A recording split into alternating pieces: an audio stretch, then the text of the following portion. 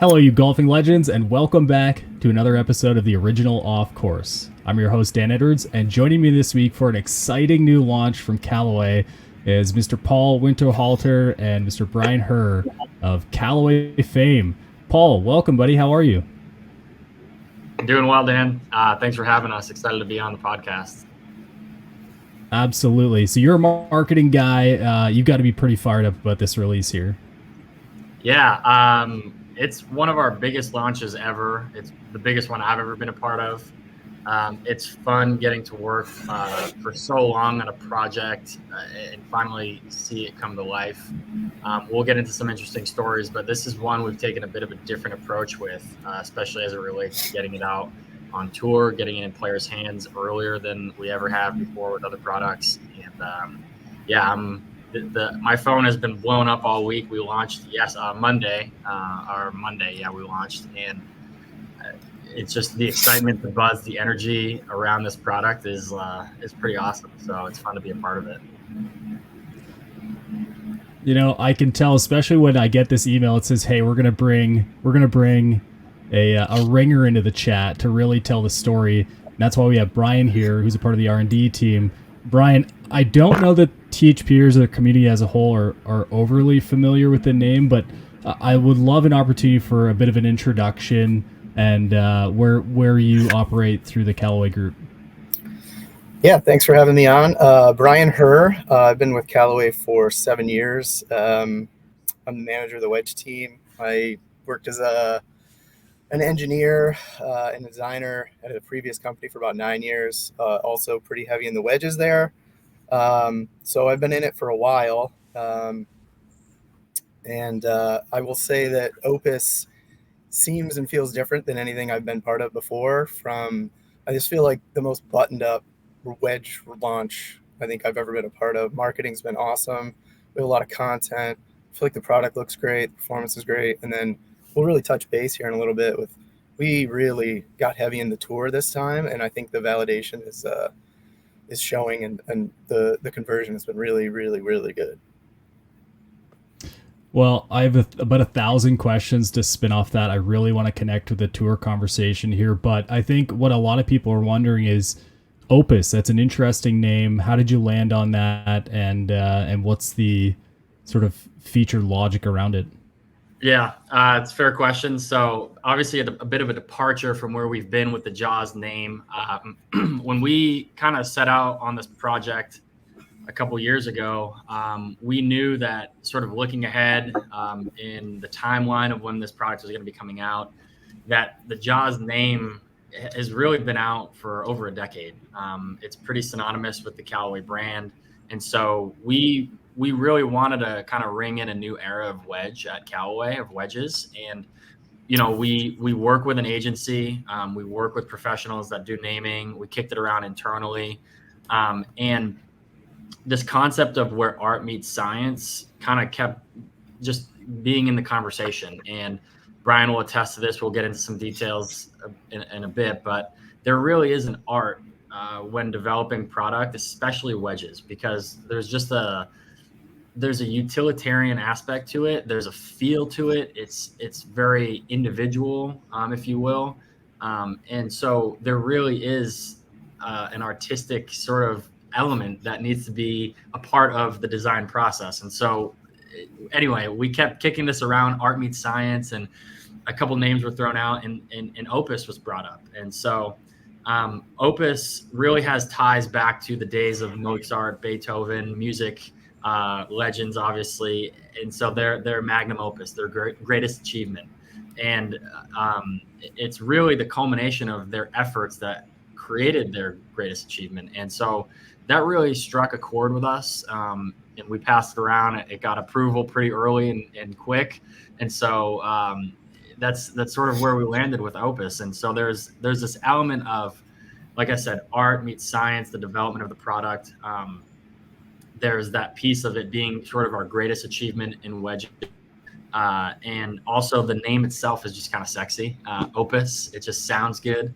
There's an air of elegance to it. There's an air of just premium nature to it. And I think when you look at these wedges, like I said, we have really rung in a new era in this category at Callaway, and we really felt that Opus sort of encapsulated that. Brian, I want to kick this over to you because it's got to be super interesting to put all that time and effort in and create a product and then watch as people decide what it'll be named. I'm sure you have some involvement as well, but in reality, as much as the product needs to perform, there's a lot of times where people lose their mind when a name comes up. They're like, dude, that's not for me. So what's that like on your side of things as you see these names come through and sort of laugh at the madness that goes on before it goes live? Yeah, definitely. When I heard Opus, I don't know if I was as convinced as I am now. Like the marketing story has been really good with Opus and how we tied it into, our best of everything coming together, culmination. But yeah, you work on something for a long time and the name deviates from what we've been doing so much, and you're just, it's different. But I think the story that the marketing team has put behind about how, we've been developing this for a long time and it's the best of everything we have is it really ties in well. I will That's say, awesome. Dan, too, if I could jump back. So it is interesting because Brian's team works so long on development of the product. So there is a bit of a story actually behind the naming before we even had Opus made public. So probably a year ago, we started testing the shape. Brian and his team had some parts made up and getting them out to tour players. Most notably, John Rahm was one of the first guys to hit this and have this in his bag. And so I'm sure the THPers would recognize what we had done in terms of S6. So we were stamping the moniker S6 on wedges for about 6 months now, and we had it on a prototype that was sort of a faux Jaws Raw. And we'll put some pictures in the chat. We'll share these if the team isn't familiar with it. But so even before we had Opus, we had what we called S6, and that really ties back to the shape. And so I think that's something we'd love to kind of get into here and have Brian talk a little bit about the development of that. Yeah. So just kind of talking off what Paul was saying there, we have went about this a completely different way. Getting tour adoption was the focus this time. And to do that, we just decided, instead of giving something to tour and seeing if they like it, let's have them help decide, right? Let's have them guide us.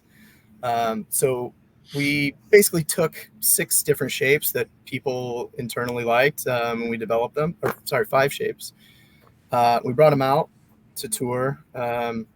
We got feedback. We made some iterations of what everyone kind of said and gave us. And then we came out with S6. And it's the 6 shape. And what happened was we brought this one out and no one had any negative feedback. And actually everyone was like, I really, really, really like this. Can I play it? So we kind of knew then S6, as we call it, was the right shape. And it was 18 months ago, I think that shape kind of got locked in. We still haven't had a single person say they don't like it. And it's not a polarizing shape, but it is clean. It is nice at address. It is beautiful. So internally, as Paul was saying, we call it S6, and we started putting it on prototypes a really long time ago. I have a story about John Rahm and how we kind of knew that this was right. He was at the Performance Center. It was just before the Open Championship a year ago, right? No, 2 years ago. And he came in to get some driver work done. And one of the tour reps told me he was going to show John S6 for the first time. And I said, that's great. I love to get his feedback. He was showing him the new tee grind that he was literally the first person testing it. So I was excited to hear what John had to say. I get a text from the tour rep Dean, and he tells me that John loves it. And that's great, right? We got one of the best players in the world at the time. I think he was number 2. We got John Rahm liking this product. And he also texted me that he was going to keep it. And it didn't. It was the only one we had. We machined it. We machined S6, and then it said Rev 3, which is our CAD file revision. Doesn't have any Callaway graphics on it. If you look and try hard, I think you can find some pictures of it on some of the websites. They didn't know whose it was because they didn't post about it. But so anyway, John takes it. He plays it in the Open Championship. He plays it in the Ryder Cup. We didn't have a backup for him, so we're scrambling to try to get him another one because if something happens to the one he has and Grooveware. But yeah, John took it that day and hasn't given it back. He's been playing it since. Well, you know, I was going to wait until later for this, but when I was scrolling down the website, it's clear that the tour players are quite satisfied with the product. You've got Akshay on there saying it's crazy how good this wedge is. Another quote on there is a lot of players will love it. It's interesting to get that kind of specific feedback about a wedge from the guys on tour. Like a lot of times I feel like the feedback is, I think it's this, or, you know, I can do this with it. But I feel like it takes on a world of its own when they specifically start to say, everyone's going to love this, or other people will like this, or, you know, this is the upper echelon of the wedge experience for me. That had to have been incredibly validating to get that kind of commentary, and obviously on Paul's side, fodder for the website. So did you guys enjoy that, and were you surprised at how quickly the tour players really came to enjoy it? Yeah, I'll start on that, Brian. So actually, we were both down at the Players Championship in Florida. Was that March? Brian, we were down there. Yep. And so that's when we were shooting a lot of the content for kind of getting ready for launch of Opus. And so we were down there. And that's sort of where these quotes came from, is when we were shooting content with a lot of these players. We had Alex Noren down there. We had obviously Akshay. We had Yuka. We had Eric Van Rooyen. And so we were kind of showing them the final cosmetic of Opus. And so we're getting their feedback. And this was really raw, initial sort of sentiment from them. And so it was really validating, especially to have Brian there, the guy that, you know, made these, to hear that, I thought was really special. And so, you know, there's always the bit of we're gonna speak nicely on camera. We're gonna say this and that, but there's a couple stories that I'll share. And one was with Akshay. Cameras weren't rolling. We kind of made the joke. Obviously, he's a lefty. We don't always have left-handed products. So we had told him that Brian flew to China to bring him the one sample left-handed that we had back so that he can have it for the shoot. So he got a kick out of that. But he started hitting it and was just like, dude, this thing is sick. Why do I need a serial number? Like, I'm taking it. You know, that was one that we were pretty amped about. And after we wrapped the shoot, Brian and I are in the car, literally driving out of the parking lot to go get lunch. And he pulls up, walks up to the car, and he's like, wait, hold on. He's like, I want to put an order in. Like, when can I have these? You know, you guys aren't letting me keep this one. When can I get mine? And so he orders, you know, all these lofts and whatever, and we don't even have them made yet. This is early. We don't have anything manufactured. And so I'm like, we'll get it. Don't worry. We'll figure it out. And Brian's like, dude, we don't have any. Like, yeah, he made some empty promises that day to Akshay that we couldn't keep. Typical marketing guy, right? Just, yeah, we'll figure it out. And so he was like, I want to get these in. I want to stamp them. And so he was all amped up about it. And I mean, yeah, just the few first shots he hit were just, we've got a video that's on YouTube now, and you see this thing just rip spinners on the green. It was sick. It was really fun to watch him get excited about it. I'll let Brian touch on that a little bit if you'd like to, but I think I want to focus more on the performance side of things, because my perspective is you can't really hide anything with a wedge because it's such a versatile shot shaping product. I don't think you can get away from mediocrity in any form, whether it's feel, whether it's engagement with the turf, whether it's spin. So having these guys who are as good as it gets in golf come and be as precise as they can be and either find a benefit to it or find gains or improvement. I mean, what's that like, Brian? Yeah, it's challenging. As I talked about, getting the shape right is like the checkpoint. If you can't get someone to put it down and look at it and like it, you're kind of done. They don't care how it performs. So that was the big thing initially. And then after that, it's the grinds. I talked about the T grind for a second there, but it was very needed and necessary for us to go to a T grind. And, there's a lot of them in the market from competitors. And we have a version now that we're really proud of and really like. And that product is capable to make all the shots for those guys. It's really good for someone who likes to open it up and keep that leading edge low.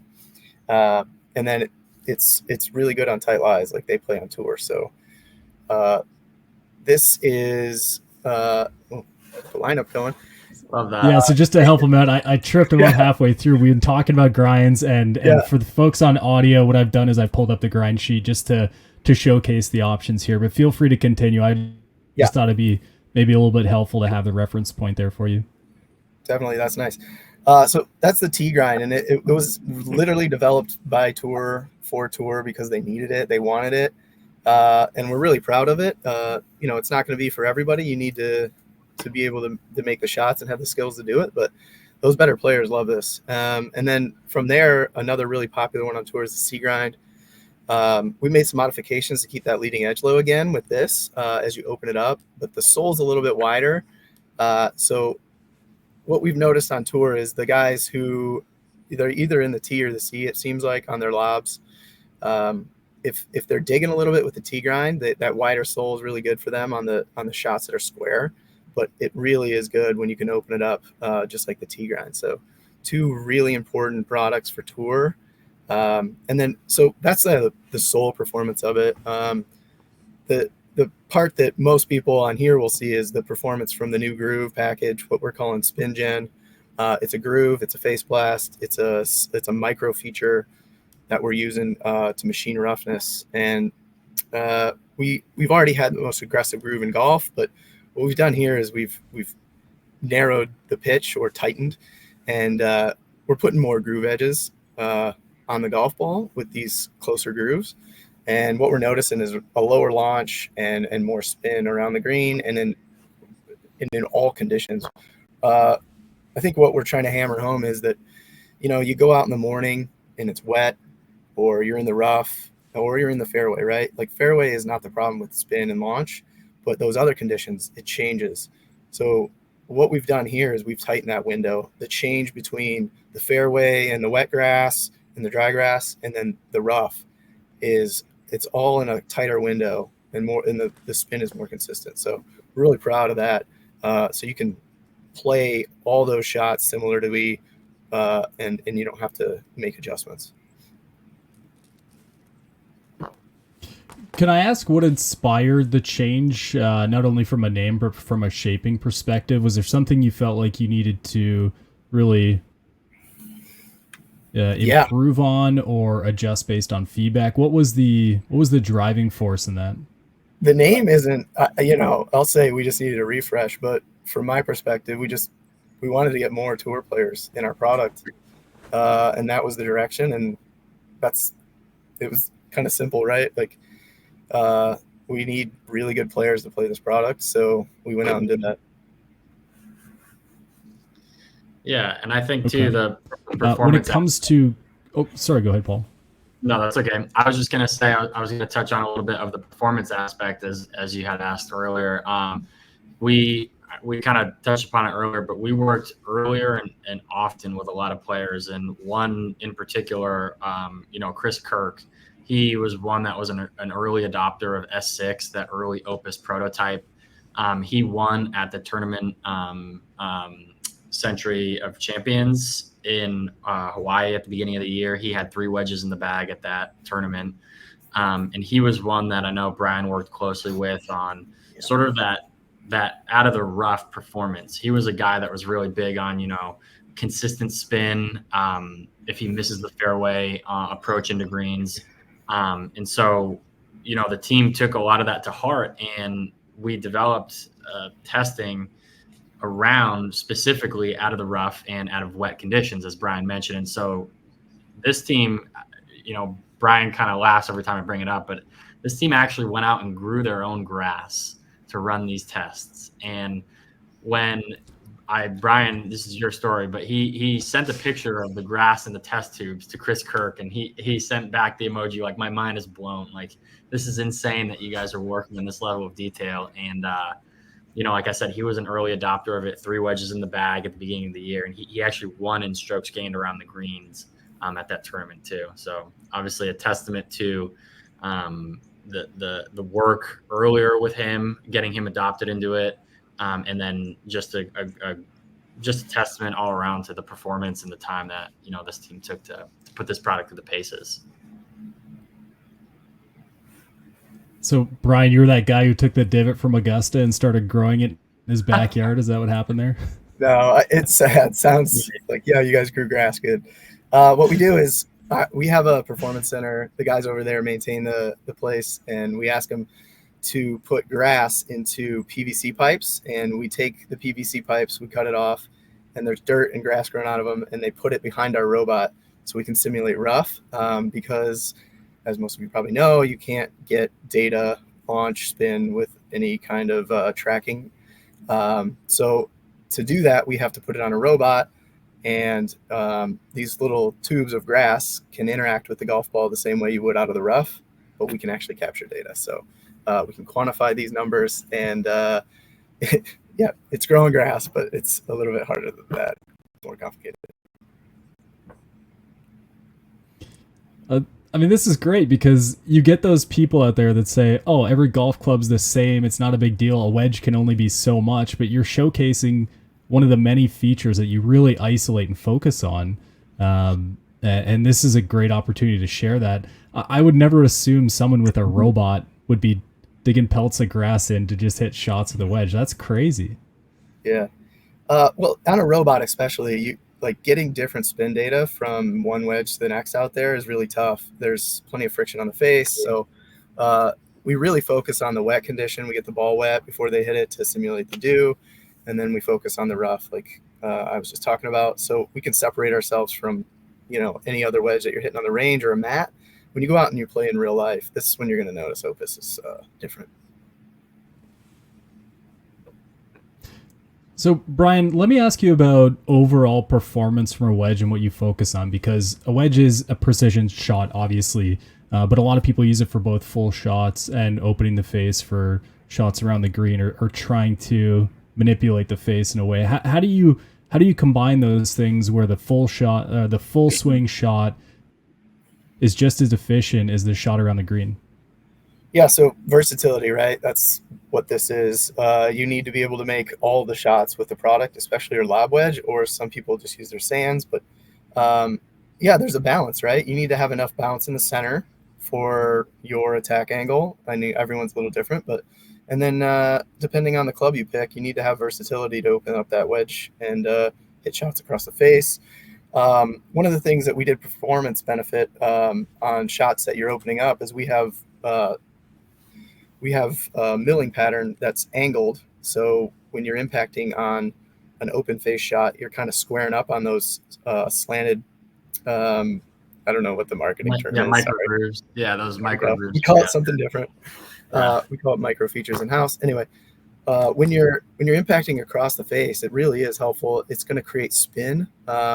So you have that full package of grooves on more square shots, and then on the open face shots, you have these micro grooves that are really good for performance and spin and launch. So we've kind of thought of everything here, I feel like.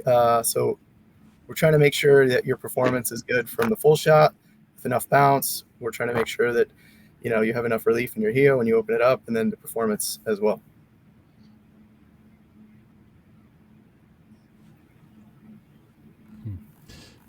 I think the elephant in the room needs to be talked about, that there are actually 2 wedges in the lineup. One is Opus and one is Opus Platinum. Is Platinum the, hey, let's do it all, and then Opus for more the regular type of users, whereas you had this option in this style and you said, well, it's tungsten, it costs a little more, maybe not everyone wants that, screw it, we'll add another wedge in there and see what people think. Is that how that went? No. This was a really long project for us. We started working on this 2.5 years ago. Honestly, we didn't ever know if it would make it out, but the senior management team said, don't worry about costs, just go out there and make a really cool product. What can we do? And I personally am very steep when I hit shots. So what that does is it typically makes my impact a little bit higher on the face. And when you have a higher impact, you tend to launch the ball a little bit higher. So my thought was, I need to bring up CG here. And the best way to do that is a heavy density material. And the best place for that is the top line. It drags the CG straight up. And what Opus does, or Opus Platinum, sorry, is it brings the CG straight up and it helps keep launch low. And it's going to create a bunch of spin for you. But that was like step one. And then the other things that go into Opus are the MIM. So it's a new way to manufacture a product for us in the full club space. And we have a proprietary mix that is very soft feeling.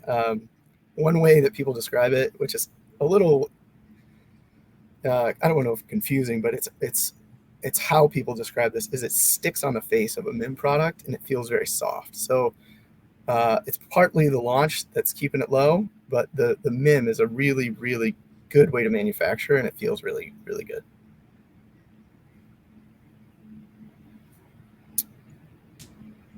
A couple of the other design features, is it more pronounced in the central base at the back of the club head on Platinum? Is it do you have a little bit more material inside to the middle and then you've carved away a bit more than the regular Opus head?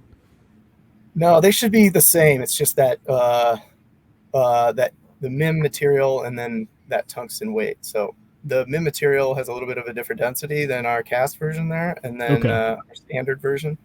So we're able to bring CG up with the material changes there.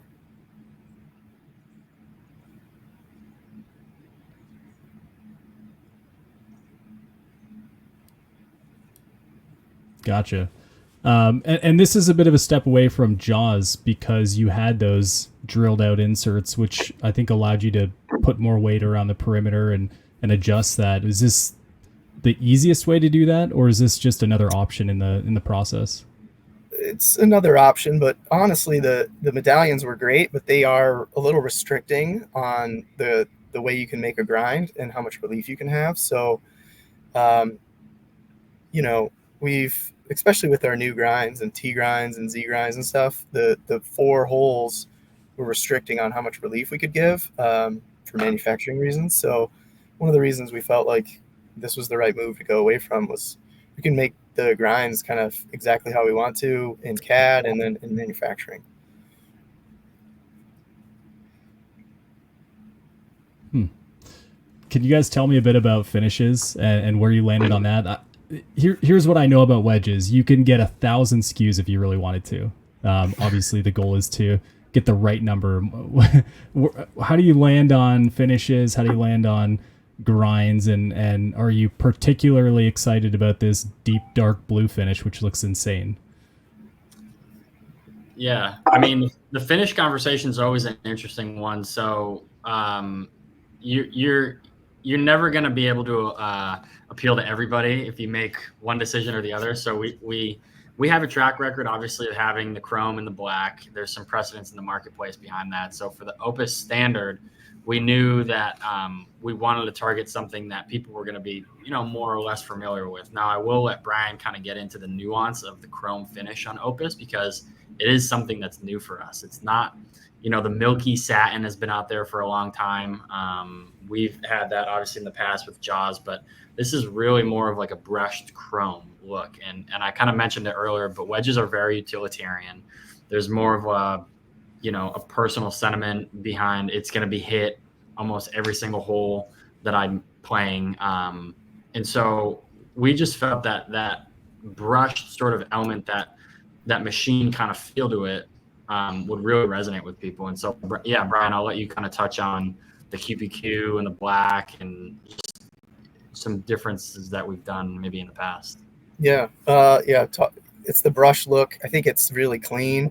It's something that tour players really like. Chris Kirk, I'll go back to him. He actually gun blues his raw, which is similar to what we're doing with QPQ, not the treatment, but like the way it looks in the end. So like again, we're off the tour path here, or not, we're very down the tour path here. Black, and then they use raw, which is available on our custom site, I believe. Yep. And then that brushed look that they like, we wanted to bring that to life in our chrome. So I think it looks really clean. I really like it. And then the blue, I personally was big in it. I wouldn't let it go. I think I'll pat myself on the back for bringing it to life. If you hate it, I'm sorry, but I love it. I think it's different. I think it pops on the shelf. I think we needed it in platinum to show it's different and separate it from everything else that's out there. And I think it brings attention to it. We were proposing at our brand council meeting going black with platinum instead of blue. And we started passing it around. And everyone was kind of like, yeah, definitely go black. Blue's too polarizing. But once they saw the samples, everyone started changing their mind. And as it went around, you just see their faces. And I think Paul and I were on stage still kind of doing a presentation. And I called one of our vice presidents out, he's in charge of sales. And I was like, I think you're changing your mind here. Yeah. He's like, I am. This blue is incredible. We got to have this. So, we weren't really planning on it. It was something I loved. So I'm really glad we got it out in the market, and I'm hopeful that everyone else likes it too. Yeah, we saw the subtle blue with the AI1 putters, which are absolutely stunning, but a little bit harder to see the blue. It's very, very subtle. It's very dark blue. Did you get some of that ideology from that side of things, or was this just, hey, let's try a blue and we'll see where we get from there? We try a lot of things. The blue for the AI1 definitely helped. We used it as a base to start kind of doing the testing. I think, there's PVD ranges. So we ended up close to that. But yeah, it first of all, it helped us get across the finish line. The AI1 is doing well. It's really great in the market. So, senior leadership is a little more accepting of blue now, I think. So it's great. I think that it definitely helped us as a base point. We tend to get a large matrix of finishes in to start, and then typically we filter back down to chrome and black, but this time we did a little something different. I want to send that over to Paul, the same question, but from a marketing perspective. You have something that's visually stunning, which is a lot more storytelling viable than maybe a traditional finish wedge. Is that exciting when you see a product like this and you're like, oh hell yeah, I'm taking this anywhere I can? Yeah, for sure. And so the good thing is that I kind of hold hands between the marketing side and the R&D side. So I had a lot of insight into what Brian was sort of working on, and I was on his camp of let's do something different with the blue. Let's really kind of push the envelope here in terms of what we're bringing to market. And so I saw that. I was on his camp the whole time, I will admit. And from a marketing storytelling perspective, the blue, I mean, look, the Opus Platinum product itself was really meant to be disruptive in the space. We've seen MIM products be done before, but the way we're doing it is really different. Brian talked about the proprietary blend of metals, putting a huge piece of tungsten up in the top line. This product really started as sort of a concept car. And for me, the storytelling pieces were really rich because, hey, this was meant to be disruptive, and the product looks extremely different. I wouldn't go as far as polarizing. I think there's some precedents in the marketplace behind, these different kind of colors and wedges, especially. But, it's definitely going to be heavy. And I think one of the pieces of the product that came back when we were showing it around, as Brian mentioned, to sort of the leadership team, was that tungsten bar. And people were like, hey, maybe we can do something different or call this out, or, visible technology. Let's make it look like a piece of jewelry. When these sit on the shelf and really get people to turn their heads and think and pick this up and look at it. And so, yeah, for sure, I'm excited about the finishes. I think it has done its job in terms of being disruptive, being different, and exciting. I want to turn it back to a question about the wedge team versus maybe the iron team. And is there a lot of cross collaboration there with the idea that Callaway should have an identity in total, and the goal here is to really let the sets blend all the way up to, let's say, the hybrid or the fairway wood or the driver? Me taking that ball? Yeah. Well, yeah, I'll let you take it. I think it's interesting because they don't sit too far from each other. And quite frankly, one of our iron R&D guys is Brian's really good friend. Actually, I call them cousins all the time because they kind of look alike. Sorry. But I mean, yeah, I think in terms of when we look at industrial design, when we look at sort of the loft gaps and how they progress, certainly we have a superior place in the market right now with our iron share.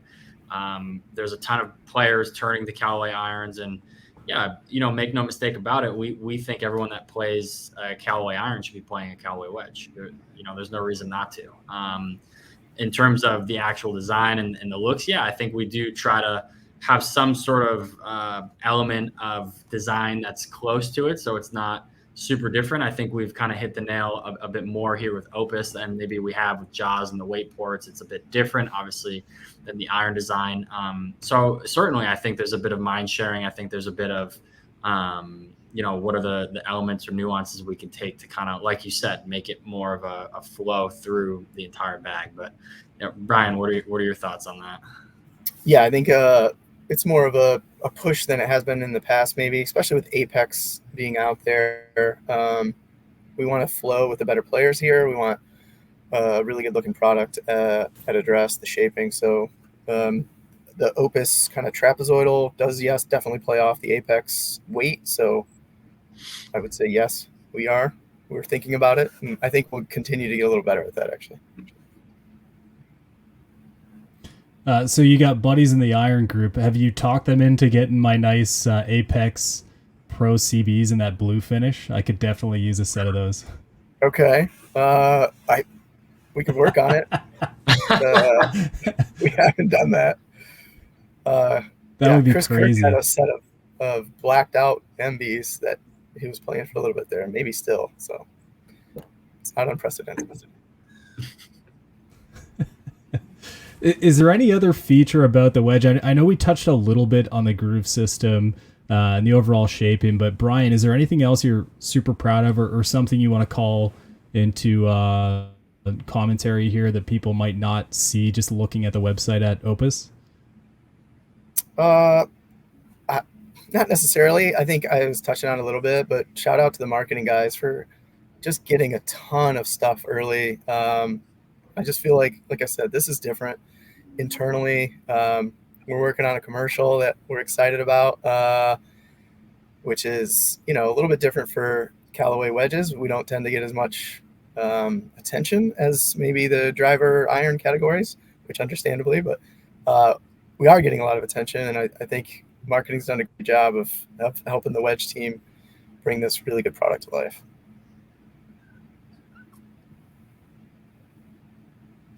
Paul, any thoughts on that one?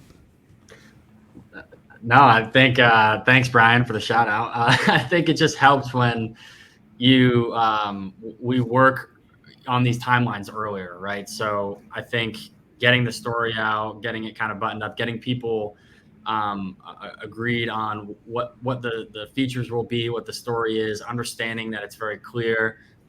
These guys, Brian and his team, did a phenomenal job of, like they said, not just being tour inspired, but tour driven, and making a product that's really going to speak to better players. And so the storylines were there for us to kind of run with. And I'm also really proud of the work and the effort and the culmination of everything kind of coming together for this launch. It's like I said, I've been at Callaway a few years. I've been a part of a few launches, and this one just feels different. It feels like we've got a ton of momentum. And I'm excited to see where this thing goes.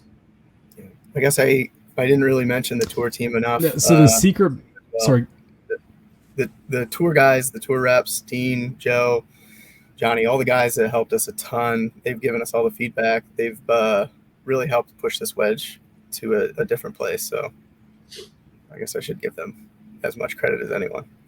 Nice They're shout the out guys there, who gave too. us all the feedback. Yeah, they're the guys who made this happen. So the one of the secrets that that a lot of people don't realize, or maybe they do and they just don't think about it a lot, is that in R&D you're not necessarily like, all right, I got Opus done, I can go on my summer break now, it's no big deal, go have a Mai Tai and feel good about it. You're working probably on the next couple years iterations of this wedge already, I assume. So can we at least expect that this will be a kicking off point to a new era in Callaway wedges? And are you really excited about what you're seeing down the line? Definitely. I think the Shape 6 will stay for a while. We are definitely working on new stuff already. But the feedback thus far is you got something great here. Stay with it. So yeah, and make no mistakes, Dan. We're gonna take some time and go have a couple Mai Tais too. Yeah. But yeah, as he mentioned, we're always looking ahead, and we're pretty confident that the Opus franchise, the name, is going to be here for a while. And yeah, like you said, it's been a great kicking off point to kind of bring in a new era of wedge category for us, wedge platform. Yeah. What I like about Callaway, and it seems like this has been fairly consistent over the last 5 to 10 years, is you see a category and you just decide like, hey, we need to own that like now. And for whatever reason, we've seen it with drivers, we've seen it with balls, we've seen it with a couple things. It almost seems like this is that like really defining moment for wedges for you guys, or at least defining the next 5 years, which gets me excited. Like when you guys talk about it this way, like all I want to do is go and hit Opus now and just see like, what are they talking about? What is so good about this product? Yeah. I mean, it's just great to hear you kind of say those kinds of things, because that's honestly how we feel. Obviously, we work on wedges every single day, and we're super close to it. And now it's almost like a piece of you kind of is out there, right, in the world now. And so it's, yeah, continuing to hear the feedback. I know my phone's been off the hook for the last few days. Brian, I'm sure a ton of people have been hitting you up. So it just, like we've said it, a couple of times now, it just feels different. And I think we've really set ourselves up for success. And, we're going to be shooting this TV commercial next week. And we just, 3 days into a launch, right? And it's already going crazy. This thing has got so much more to go, and so many more people to hear and learn about it too. So it's just the beginning of Opus.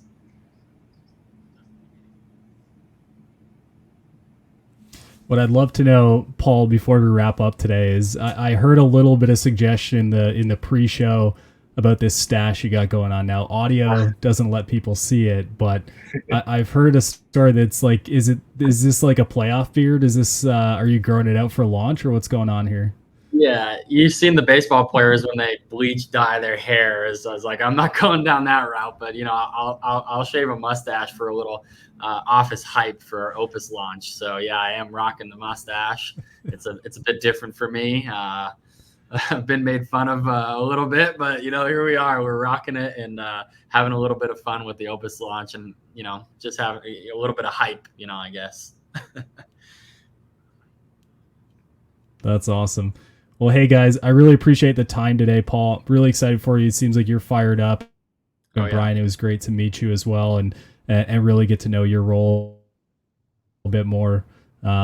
If you folks out there are interested, I would imagine you will be. Definitely go give Opus a shot. Hit it at your local store or go get fit and see what you think about it. We are going to have a conversation on the THP community forum talking about this release, this conversation this Friday. And it sounds like Paul's going to be in there with a little bit of imagery for us, if you will. And yeah, look forward to your feedback. Paul, thanks again for coming on, man.